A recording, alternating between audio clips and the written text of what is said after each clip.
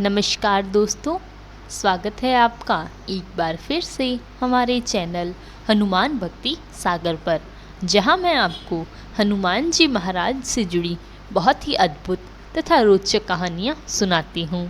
यह कहानियां आपके जीवन के लिए बहुत ही लाभदायक तथा ज्ञानवर्धक होती हैं।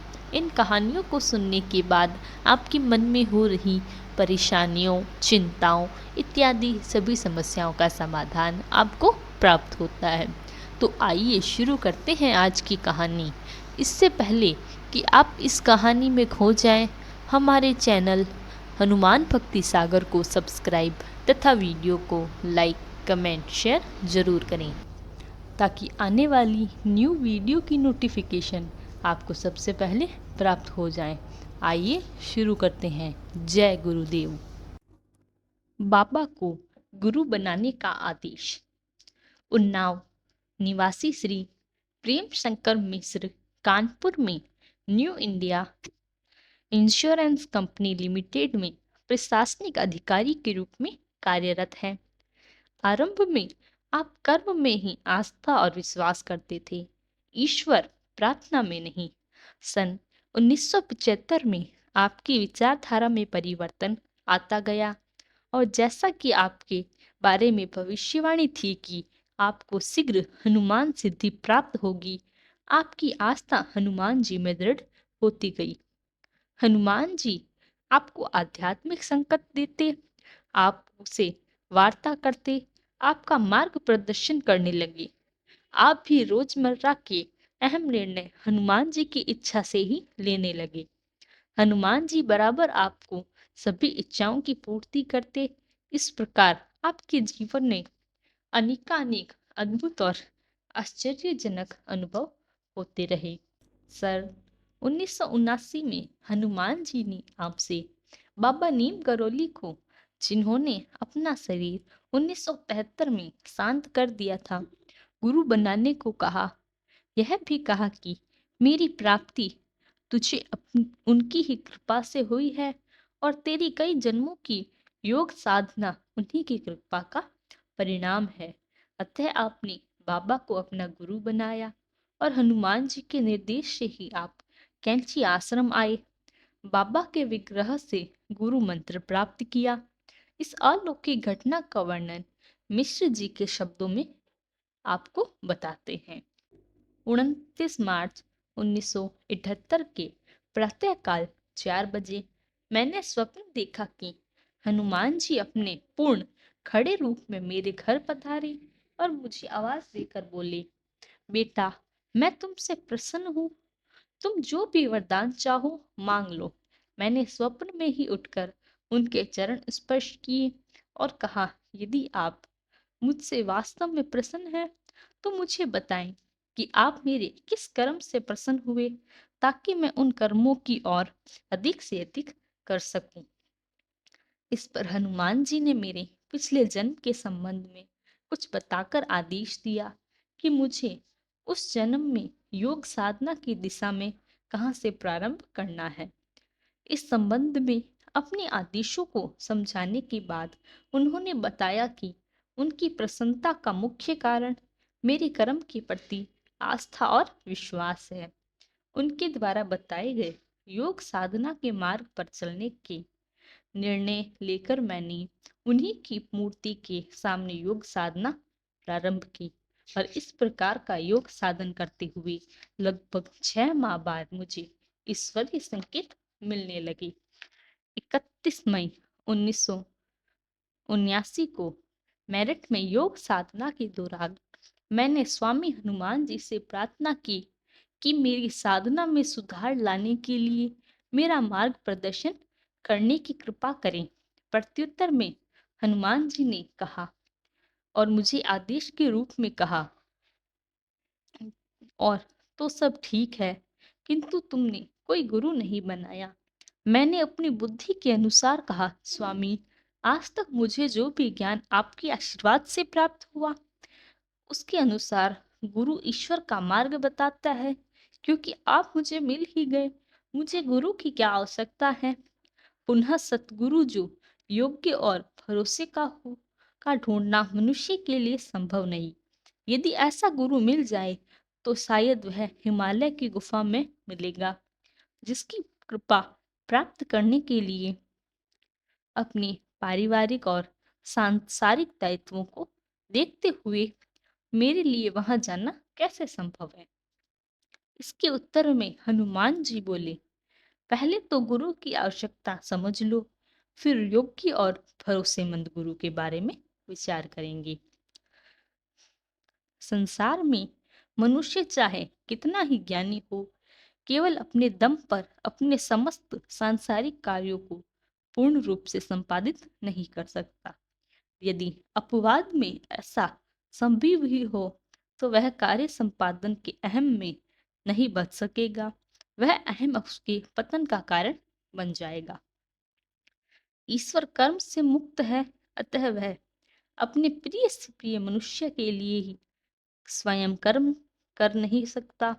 पर गुरु की महिमा है कि शिष्य जो कार्य अपनी क्षमता से न पूरा कर सके, उसे शिष्य के लिए पूर्ण करने में सहायता करे। गुरु के होते शिष्य अपनी समस्त उपलब्धियों का श्रेय पूर्ण रूप से गुरु कृपा को ही देकर समस्त प्रकार के अहम एवं अन्य विकारों से स्वयं को अछूता रख सकता है और सब प्रकार से कल्याण को प्राप्त होता है। सतगुरु के चयन के बारे में विस्तृत जानकारी न देकर मुझे बाबा नीम करोली को गुरु रूप में धारण करने का आदेश दिया। उन्होंने सन 1973 में निर्वाण प्राप्त कर लिया था, अतः उनकी सेवा और कृपा प्राप्त करने के लिए कहीं जाने की कोई आवश्यकता नहीं थी। हाँ, इस जन्म में एक बार उनके स्थान पर गुरु धारणा और गुरु मंत्र प्राप्ति के लिए जाना आवश्यक होगा। मेरी प्राप्ति भी तुम्हें उन्हीं की कृपा से होगी और तुम्हारे कई जन्मों की योग साधना उन्हीं की मार्ग प्रदर्शन पर कृपा का सहज परिणाम है। निर्वाण प्राप्ति के बाद गुरु मंत्र कैसे प्राप्त किया जाता है, इस अहम प्रश्न के उत्तर में मुझे औरा किरणों की साधना का आदेश दिया गया, जिनके द्वारा किसी भी सिद्ध आत्मा को वायुमय शरीर में पृथ्वी पर बुलाया जा सकता है। आवश्यक निर्देश प्राप्त करने के बाद मैं तुरंत कानपुर आया, जहां मेरे परिवार के बाकी लोग रहते थे। सबको अपना आशय बताकर मैंने गुरु महाराज को अपना गुरु तुरंत मान लिया, ठीक वैसे ही जैसे सावित्री ने सत्यवान को अपना पति मान लिया था। तत्पश्चात तुरंत औरा किरणों की साधना में लग गया। गुरु महाराज के स्मरण मात्र से शरीर रोमांचित हो उठा और हृदय में मेरी अनुभूति हुई, मानो जन्म जन्मांतरों से खोजी जा रही मणि सहज ही प्राप्त हो गई। कैंची आश्रम के लिए हमारे परिवार की यह ऐतिहासिक यात्रा दिनांक 15 जून 1989 से प्रारंभ हुई। नैनीताल के लिए लखनऊ से काठ गोदाम की गाड़ी साय लगभग 8 बजे की थी। हम लखनऊ सवेरे ही पहुंच गए। सायकाल हनुमान सेतु मंदिर में गुरु महाराज की प्रतिमा के दर्शन किए और उनका आशीर्वाद लिया। 16 जून 1979 को दोपहर को हम कैंची आश्रम नैनीताल पहुंचे। आश्रम में ऐसा प्रतीत हुआ कि हम जिस आशय से आए थे वह सफल नहीं होगा, क्योंकि प्रत्येक वर्ष 15 जून को ही कैंची आश्रम में वार्षिक महोत्सव एवं भंडारा होता है। इस कारण रुकने के लिए यहाँ कोई स्थान 16 जून को उपलब्ध ही न था। हम लोगों को अधिकारियों द्वारा यह आदेश मिला कि हम स्नान आदि करके दर्शन कर वापस चले जाएं, क्योंकि हम इस समय रुकने का स्थान किसी नए व्यक्ति के लिए नहीं दिए हैं। जो लोग गुरु महाराज के समय से आते हैं या जिन्होंने अपना कमरा बनाया हुआ है, वह ही इस समय रुक सकते हैं। स्नान करने के पूर्व ही तुरंत में समाधि स्थल हो गया और गुरु महाराज का ध्यान उनके एक चित्र के आधार पर करने लगा। साथ ही यह प्रार्थना करने लगा कि इष्ट देवता के आदेश के अनुसार मैंने तो आपको अपना गुरु ही मान लिया और ऐसा सुना है कि गुरु सदैव शिष्य के कल्याण के लिए सारी व्यवस्था अपने आप करते रहते हैं। इन विषम परिस्थितियों में बिना रात्रि में रुके हुए हम आपसे किस प्रकार गुरु मंत्र प्राप्त कर सकते हैं आदि प्रश्न प्रार्थना में करता रहा।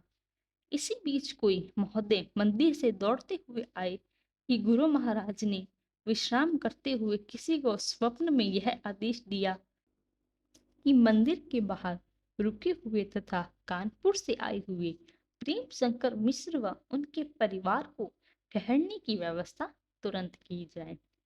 फिर तो जिसे देखो वही अपने कमरे में हम सबको ठहराने का निमंत्रण देने लगा। खैर, स्नान आदि के बाद हम एक कमरे में ठहर गए। पूर्व योजना के अनुसार दूसरे दिन प्राय ब्रह्म मुहूर्त के समय स्नान आदि के बाद औरा किरणों की साधना शुरू हुई। लगभग 15-20 मिनट के बाद गुरु महाराज ने अपने संपूर्ण वायुमय शरीर के दर्शन दिए। आज भी हमें याद है कि उस समय सारा वातावरण अनोखी खुशबू में भर गया था और मेरे शरीर का एक एक रोम पूर्ण रूप से रोमांचित हो उठा। पूजा अर्चना के बाद गुरु महाराज ने गुरु मंत्र दिया और आशीर्वाद देकर विदा किया।